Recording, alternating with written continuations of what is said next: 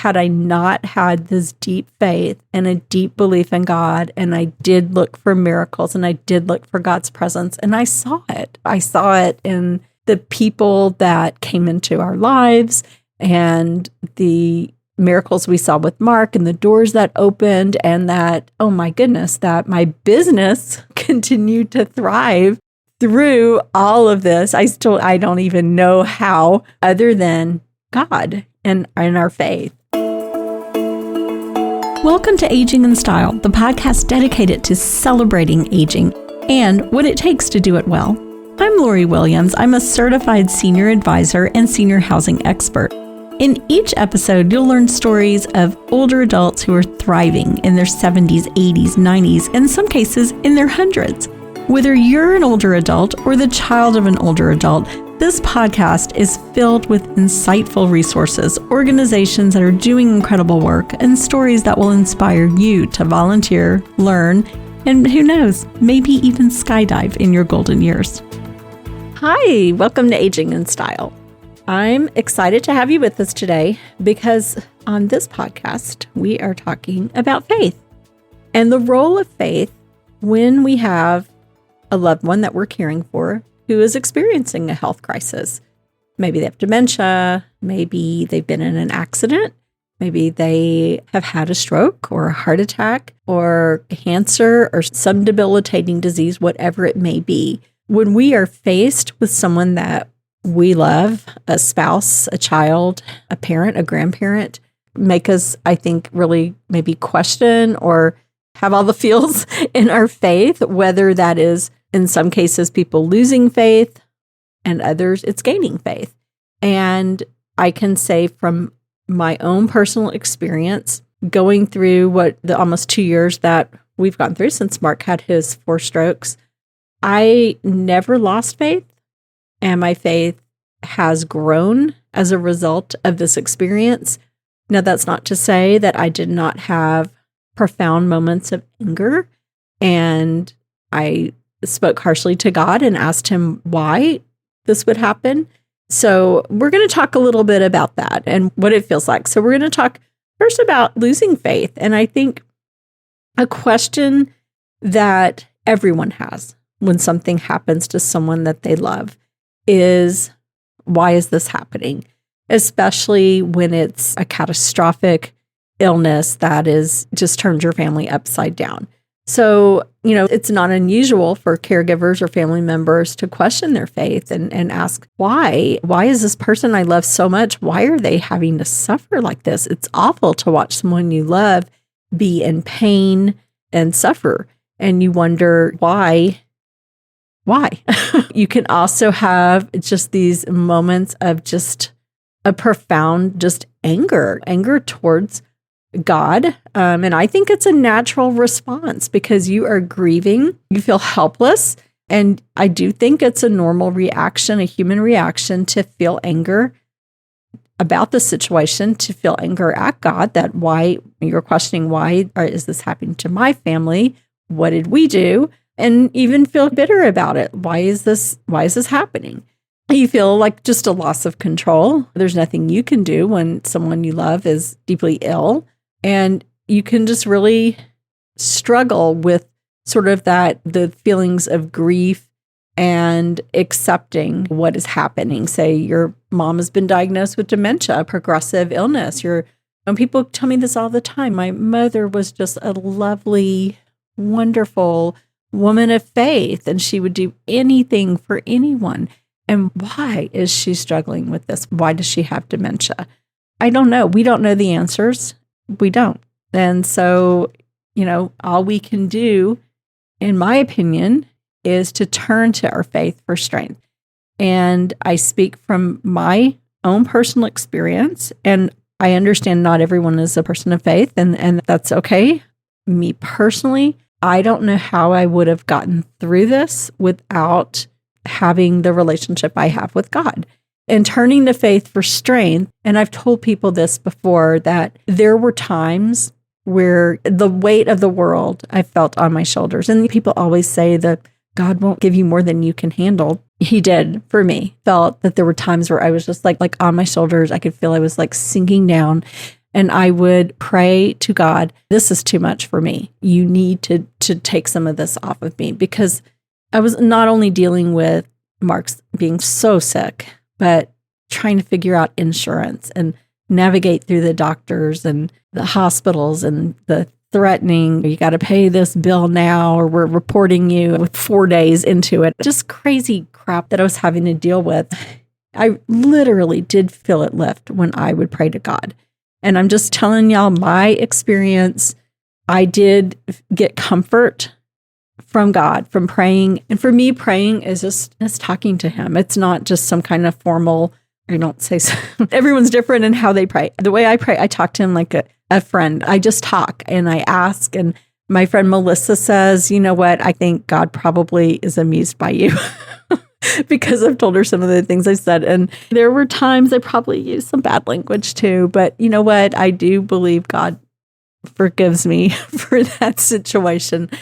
But I feel like had I not had this deep faith and a deep belief in God, and I did look for miracles and I did look for God's presence, and I saw it. I saw it in the people that came into our lives and the miracles we saw with Mark and the doors that opened, and that, oh my goodness, that my business continued to thrive through all of this. I don't even know how, other than God and our faith. I do want to share that. So that's my personal experience. But going back to growing in our faith, when we have such obstacles and such heavy things on our hearts, it's like finding a purpose in the struggle too. That was important to me, having my faith to get me through it, but then also finding a purpose. And my purpose through all of this with Mark is to educate others on strokes.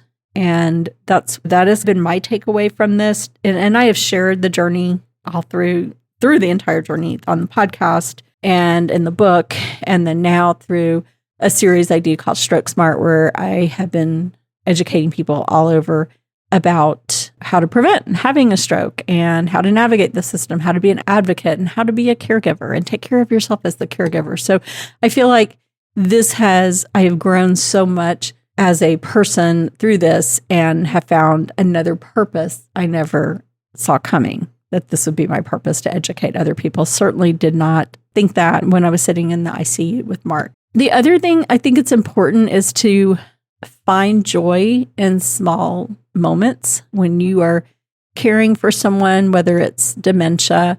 And I've had so many families share with me just funny things that their mom or dad said that was so out of character. And you find those little moments of joy, and it's okay to laugh about them, or it's okay. And I think it's very important. I had shared with my daughter that caregiving for me, I couldn't, prior to this happening to Mark, I was like, that's the one thing on earth I would never want to be as a caregiver. And I really came to it kicking and screaming, like, I cannot believe, of all things, are you freaking kidding me? That is how I was in the beginning. And as this has been my role, I'm not a person to stay in anger. So I had to come out the other side and process through it, right? And so now I find the joy in it. I find the joy in caregiving. And some things are just so funny. Mark does really funny things, and he does some things that are just so him, playing practical jokes. It's still him. We have trouble with the communication, but I'll tell y'all a funny story that I still am just laughing about. Is I took Sadie, or Chris took Sadie, our dog. And if y'all listen to the podcast, Sadie is our beloved golden retriever. But Chris took her to have her groomed. And if you have a large dog, it's not cheap to have them groomed. So she came back. She looks beautiful. She's all fluffy and wonderful. So Mark has been doing this thing where he shares his food with Sadie. And I've caught him giving her cereal off his spoon. And it's okay. Let me just say, this is when he's done eating. So he's not giving her food and then he's eating food. So he's like giving her the last bite. So that makes it a little better. Although we've had some conversations like, please don't feed the dog off the utensils. all of a sudden, Mark is eating, and we had something like a chicken pot pie sort of dish, and Sadie's always right by his side, especially when there's food involved. And I'm just doing something, I think it was on my laptop, and I hear Mark saying, "Oh." I'm like, "Oh my gosh, what happened?" And I go in there, and there is Sadie with the chicken pot pie splatted all over the top of her head.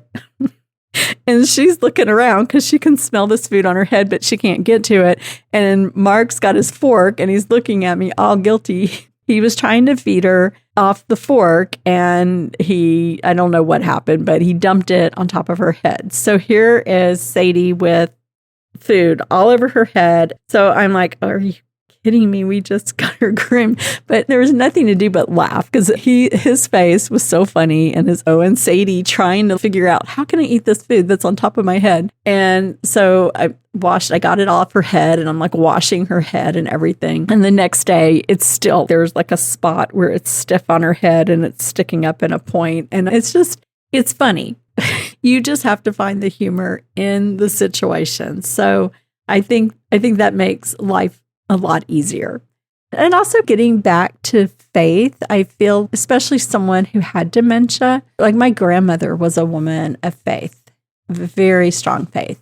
And what was important to her was to continue going to Mass as long as she could. She was Catholic, to continue to have someone come and do prayers with her. So anything like that, if that's important to you or your loved one, please continue that. Even if they have dementia, they will remember those things and those emotions and those feelings. And if their faith was important to them, their faith is still important to them, even though they may have dementia. You have to navigate your way through these feelings of losing faith and growing faith. And I hate to even really say losing. For me, it wasn't losing faith, but it was just like deep periods of sadness or anger and a little bitterness. And it's okay to struggle with that. And I think people need to realize that it's okay to go back and forth between these moments of feeling really down and really sad. And why would this happen to my family? And then having moments of, okay, this is the challenge that we've been given. God is with us. God has it. So I think that's very important. I think it's important if you're struggling with this to talk to someone. If you're not really a person of faith, talk to a therapist. Or if you are, talk to other caregivers, a support group. Go to someone at your church. Go to your pastor, whoever it is, and talk to them about how you're feeling. I think it's like, to wrap it all up, is just look for those little signs of grace and those little miracles. Like I said, I just saw throughout all of this, people come into our lives and that I didn't expect. And I wrote in my book, Surrounded by Love, how Mark had to have this vascular test. And I was so nervous, and he was still in the rehab at that time, and they were bringing him to the heart hospital, and I was meeting him there, and I'm all by myself. And I kept thinking, what if it triggers, something, another stroke or heart attack? And I was just, and the likelihood of that happening was very small, but I was just such in a state. And it was pouring rain, just bad, like flooding, awful torrential downpour.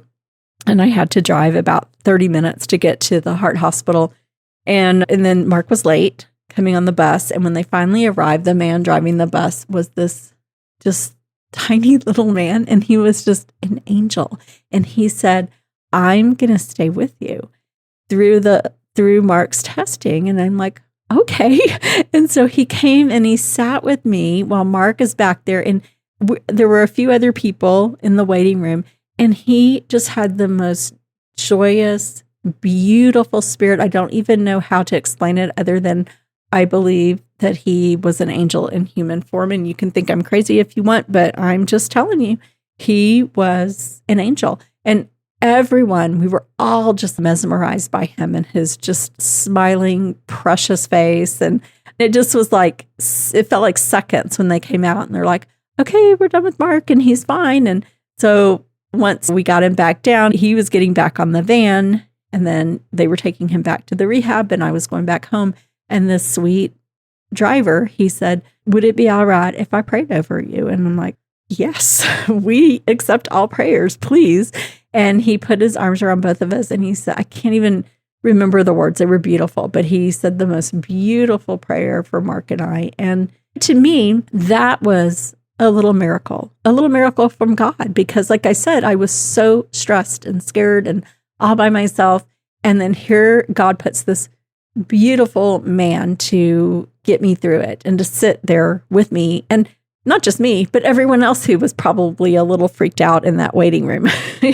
So that's what I mean. Just by looking in moments of darkness, looking for those little glimmers of hope and light and little miracles, whether it's a kind word from a stranger, something like this man, or like I went through Starbucks the other day and I got up to pay because Mark loves Starbucks. So Chris and I take turns getting him a Starbucks every day, which I tell him all the time, man, we're a great family. We take good care of him.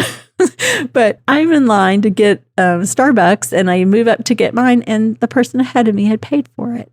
So things like that, that just made my heart just so happy that a stranger just paid for coffee for Mark. So there are wonderful people in the world. Sometimes we get stuck in feeling like maybe there aren't, but there are good people. Grace exists even in the hardest of times, and joy can be found in caregiving, which sounded, if you told me that 2 years ago, I would have said, yeah, probably not. Yes, there is joy in caregiving. And that's the message that I want to share with y'all. Don't lose faith. And as crazy as it sounds, even when you go through something this difficult, your faith can grow. And I hope for everyone, I hope that your faith would grow through something like this, because I think it just makes life a little bit easier and these hard times a little bit easier. That's what I have to share with y'all today. So as always, share the podcast with your friends and family, neighbors, or anyone you think might need to hear this message. You can find all of our podcasts on my website, which is LoriWilliams-seniorservices.com. And of course, we're on all the places where you find podcasts. So Apple, Spotify, YouTube, a whole bunch of other places you can find us. So thanks for listening and be sure to tune in next week. Thanks. Bye. Hi, thank you for listening. Navigating care for a loved one who's a stroke survivor can be totally overwhelming. Yes, the internet is free and there's a ton of information out there, but also your time is valuable. That's why I wrote my book, Surrounded by Love, One Family's Journey Through Stroke Recovery. In the book, I document everything that I've learned and wish someone had told me about while I was navigating the first months of stroke recovery with my husband, Mark. It's available now on Amazon and all other online book retailers. There's also a link in the show notes that you can click to get your own copy.